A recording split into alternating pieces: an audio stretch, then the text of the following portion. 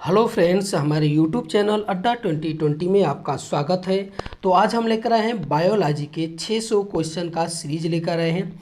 इसमें बायोलॉजी के previous year एग्जामों में जितने भी क्वेश्चन पूछे गए हैं अलग अलग एग्जामों में, इसमें जो है हम लोग कवर किए हैं। और इसी तरह जो फिजिक्स और केमिस्ट्री का भी जो है 600 क्वेश्चन का सीरीज है, आप लोग जाकर वहाँ पे देख सकते हैं जो अलग अलग एग्जामों में प्रीवियस ईयर एग्जामों में पूछे गए हैं। तो ये बायोलॉजी का हमारा सेकेंड क्लास है।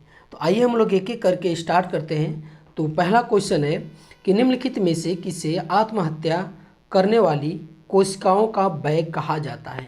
तो यानी कहने का मतलब कि आत्महत्या की थैली किसे बोला जाता है, तो ये आपका बोला जाता है लाइसोसोम को बोला जाता है। ठीक है, लाइसोसोम को बोला जाता है।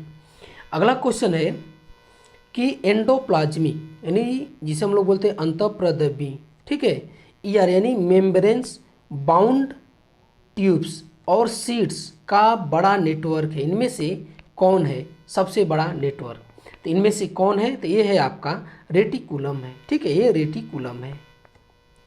अगला क्वेश्चन है कि पौधे की कोशिका भित्ति किससे बनी होती है।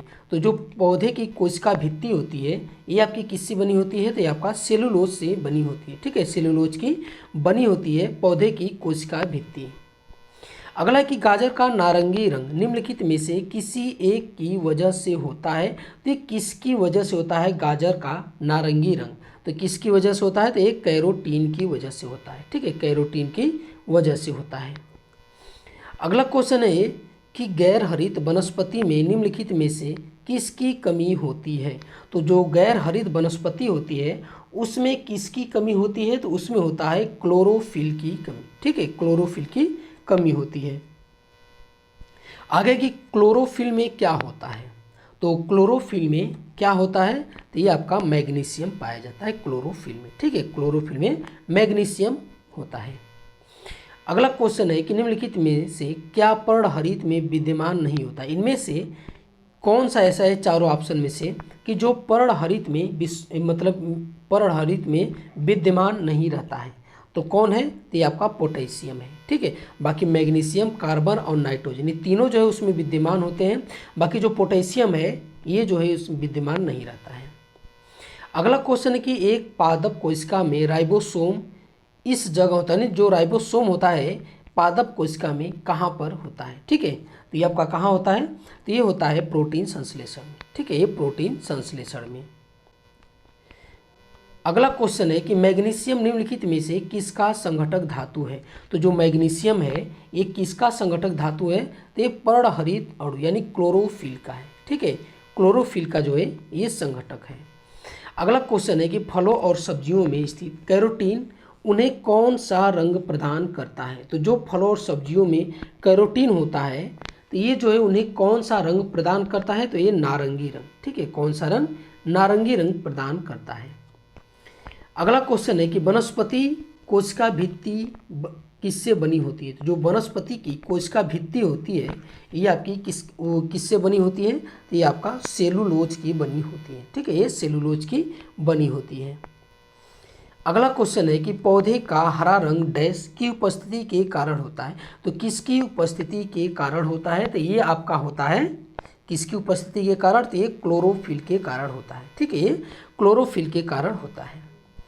अगला क्वेश्चन है कि शर्करा बनाने के लिए पादप कोशिका का कौन सा भाग सूर्य का प्रकाश ग्रहण करता है।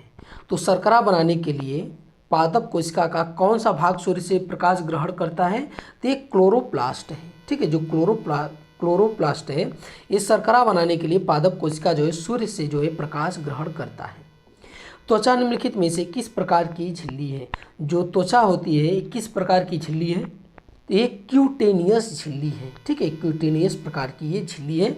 और जो त्वचा होती है ये शरीर का सबसे बड़ा अंग होता है। अगला क्वेश्चन कि निम्नलिखित में से कौन सा संयोजक उत्तक नहीं है। तो इनमें से पूछ रहा है कि कौन सा संयोजक उत्तक नहीं है, तो ये है कंकाल पेशी। ठीक है, ये कंकाल पेशी। अगला क्वेश्चन है कि किस उत्तक की कोशिकाएं वसा संग्रह के लिए विशिष्ट होती हैं। तो किस उत्तक की कोशिकाएं जो है वसा संग्रह के लिए जो है विशिष्ट होती है, तो ये आपकी होती है वसा उत्तक।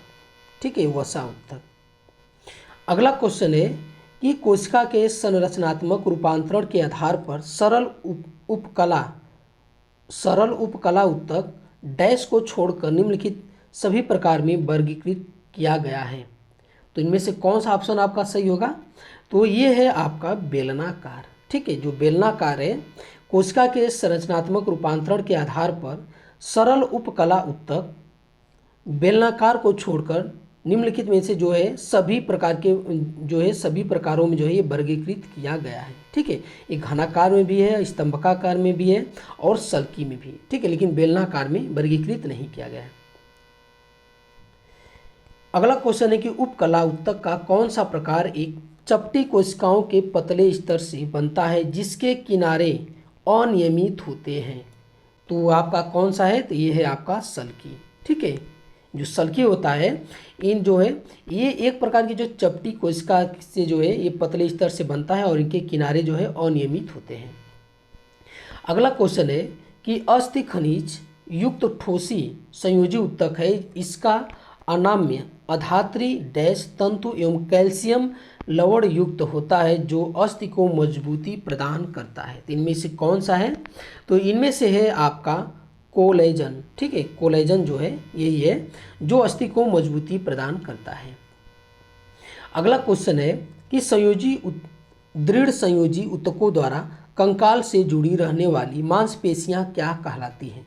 तो ये मांसपेशियां क्या कहलाती है? तो ये नसें कहलाती हैं। ठीक है, दृढ़ संयोजी ऊतक द्वारा कंकाल से जुड़ी रहने वाली जो मांसपेशियां होती है ये नसें कहलाती हैं। अगला क्वेश्चन है कि किस ऊतक की कोशिकाएं वसा संग्रहण के लिए विशिष्ट होती है? तो किस प्रकार की? तो ये आपकी वसा।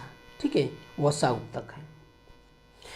अगला क्वेश्चन है कि पादपों में जल का परिवहन निम्नलिखित में से किसके माध्यम से होता है? तो किसके माध्यम से होता है? तो ये जाइलम के माध्यम से होता है। ठीक है, ये जाइलम के माध्यम से होता है। इसमें जितने भी क्वेश्चन है दोस्त, ये सभी जो है किसी न किसी एग्जाम में पूछे गए हैं और ये अच्छे लेवल के क्वेश्चन हैं। आगे हम लोग देखते हैं। अगला क्वेश्चन है कि कौन सी कोशिकाएं पौधे के विभिन्न अंगों को जन्म देती है और पौधे को बढ़ने में मदद करती है? तो कौन है? ये है आपका मेरिस्टेमेटिक। ठीक है, ये है आपका मेरिस्टेमेटिक है, जो है कि ये जो है नए जो ये बोलता है कि कौन सी कोशिकाएं पौधे के विभिन्न अंगों को जन्म देती हैं। तो यही जो कोशिकाएं मेरिस्टेमेटिक जो है ये जो है पौधे के विभिन्न अंगों को जन्म देती है और पौधे को बढ़ने में मदद करती है। अगला क्वेश्चन की अविभेदित कोशिका। ठीक है, कोशिकाओं वाले अधिकांश पौधे में वह ऊतक होता है जो पौधे के उन भागों में पाया जाता है जहां वृद्धि की संभावना होती है। तो ये आपका कौन सा है? तो ये आपका विभज्योतक। ठीक है, विभज्योतक ऊतक जो है यही जो है आपका ये अविभेदित कोशिकाओं वाली अधिकांश पौधों में ये पाया जाता है, जो पौधे के उन भागों में पाया जाता है जहां जो है वृद्धि होने की संभावना होती है। अगला क्वेश्चन है कि किस ऊतक में मजबूत तथा मोटी लिग्निफाइड सतहें होती हैं? तो किस ऊतक में है? तो ये है आपका किस ऊतक में? तो ये है स्क्लेरेनकाइमा। ठीक है, स्क्लेरेनकाइमा जो ये ऊतक है इसी ऊतक में जो मजबूती और मोटी लिग्निफाइड सतहें होती हैं। अगला क्वेश्चन है कि एक लंबा इंटरनोड है जो निचला हिस्सा या संपूर्ण डंठल बनाता है। तो कौन है ये? तो ये है आपका तना। ठीक है, जो तना है ये एक लंबा इंटरनोड है जो निचला हिस्सा या संपूर्ण डंठल बनाता है, तना ही है। पौधों में जाइलम की उपस्थिति से निम्नलिखित में से क्या होता है? तो पौधों में जब जाइलम होता है तो उनकी उपस्थिति होने से मतलब कि जाइलम का क्या कार्य है? तो ये जल का वहन करती है जाइलम। अगला क्वेश्चन है कि पोषवाही यानी जिसे फ्लोएम बोलते हैं परिवहन के संबंध में निम्नलिखित में से कौन सा कथन जो है सही है? तो इनमें से कौन सा कथन सही है? तो ये आपका फ्लोएम में अतनुकारी शर्करा के रूप में शर्करा का परिवहन होता है। ठीक है। अगला क्वेश्चन है कि किस पादप ऊतक के भाग में गैसों का आदान प्रदान होता है? तो किस पादप ऊतक के भाग में गैसों का आदान प्रदान होता है? तो ये आपका होता है रंध्र में। ठीक है, ये रंध्र में होता है।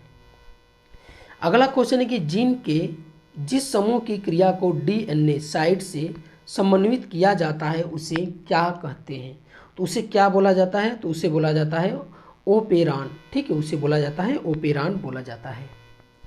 अगला क्वेश्चन है कि निम्नलिखित में से क्या एक प्राकृतिक ज्वाला मंद है। तो इनमें से पूछ रहा है कि क्या कौन सा एक है जो प्राकृतिक ज्वाला मंद है। तो कौन है, तो ये आपका डीएनए है। ठीक है, डीएनए है जो एक प्राकृतिक ज्वाला मंद है। अगला क्वेश्चन है कि आरएनए एक बहुलक अणु है, इसका पूर्ण रूप क्या है। ठीक है, तो जो आरएनए है एक पूर्ण बहुलक है, इसका मतलब पूर्ण रूप मतलब कि इसका फुल फॉर्म नेम क्या है। तो इसका जो है फुल फॉर्म नेम होता है राइबो न्यूक्लिक एसिड। ठीक है, राइबो न्यूक्लिक एसिड होता है। डीएनए का पूर्ण रूप क्या है, तो डीएनए का जो है ये पूरा नाम क्या है, तो डीएनए का होता है डीऑक्सी राइबो न्यूक्लिक एसिड। ठीक है, डीऑक्सी राइबो न्यूक्लिक एसिड होता है। अगला क्वेश्चन है कि कौन सा रासायनिक यौगिक अनिवार्यतः सभी विषाणुओं में पाया जाता है। तो इनमें से कौन सा रासायनिक जो है यौगिक है जो सभी विषाणुओं में पाया जाता है, तो ये आपका प्रोटीन है। ठीक है, ये प्रोटीन जो है सभी विषाणुओं में पाया जाता है। अगला क्वेश्चन है कि निम्नलिखित में से कौन सा तत्व यह निर्धारित करता है कि समान वंश और प्रजाति के जीवों का समूह समान स्रोत से उद्भूत होता है या भिन्न भिन्न स्रोत से। तो ये कौन सा निर्धारित करता है आपका, तो ये निर्धारित करता है आपका डीएनए। ठीक है, डीएनए यही जो है डीएनए हाइब्रिडाइजेशन जो है ये निर्धारित करता है। अगला क्वेश्चन है कि आनुवंशिकता की बुनियादी इकाई क्या है। तो जो आनुवंशिकता की बुनियादी इकाई है वो क्या है, ये जीन है। ठीक है, जीन है। अगला क्वेश्चन है कि निम्नलिखित में से कौन सी चीज एक जीन का गठन करती है। तो इनमें से कौन सी एक चीज है जो जीन का गठन करती है, तो वो है पॉलीन्यूक्लियोटाइड्स। ठीक है, पॉलीन्यूक्लियोटाइड्स जो है ये जीन का गठन करती है। अगला क्वेश्चन है कि निम्नलिखित में से कौन सा नाइट्रोजन क्षार डीएनए से संबंधित नहीं है। तो इनमें से कौन जो है ये डीएनए से संबंधित नहीं है, तो ये आपका यूरेसिल है। बाकी जो है थाइमिन, गुआनिन और एडेनिन, ये तीनों जो है ये डीएनए में पाया जाता है। जो यूरेसिल है ये आपका आरएनए में पाया जाता है। अगला क्वेश्चन है कि समांतर कोशिकाओं में डीएनए से आरएनए तक आनुवंशिक जानकारी के प्रवाह की प्रक्रिया को क्या बोला जाता है। तो क्या बोला जाता है, प्रतिलेखन यानी ट्रांसक्रिप्शन जो है ये बोला जाता है। ठीक है, यानी प्रतिलेखन बोला जाता है उसे हिंदी में। डीएनए को प्रमुख रूप से डैश कोशिका में संग्रहित किया जाता है। तो डीएनए को जो है प्रमुख रूप से जो है डैश मतलब ये किस में जो है संग्रहित किया जाता है। तो ये आपका किस में संग्रहित किया जाता है, तो ये नाभिक में यानी न्यूक्लियस में संग्रहित किया जाता है। अगला क्वेश्चन कि निम्नलिखित में से कौन सा पोषक तत्व प्रति ग्राम अधिकतम ऊर्जा जो है संग्रहित करता है। तो ये आपका कौन सा है, तो ये है आपका वसा। ठीक है, ये वसा है। अगला क्वेश्चन है किस खाद्य घटक का सकल कैलोरी मान उच्चतम होता है।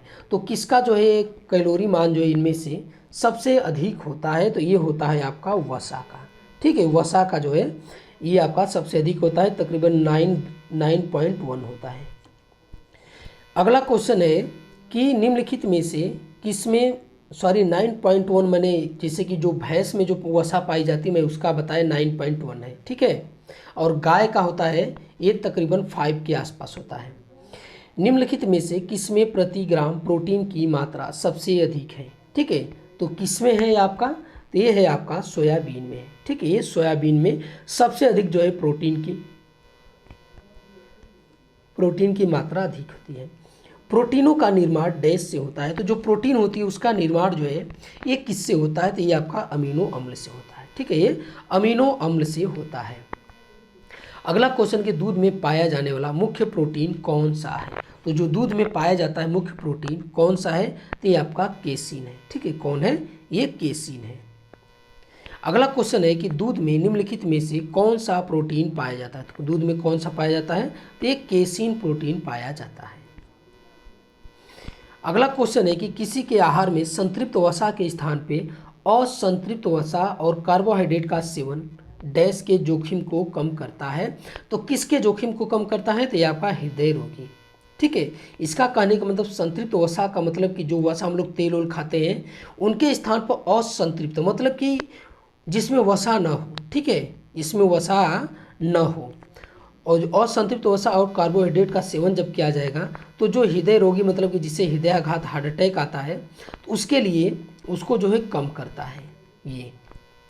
तो ये आज का हमारा वीडियो आपको कैसा लगा? अच्छा लगा तो हमारे चैनल को सब्सक्राइब कीजिए और अधिक से अधिक शेयर कीजिए। देखने के लिए बहुत बहुत धन्यवाद।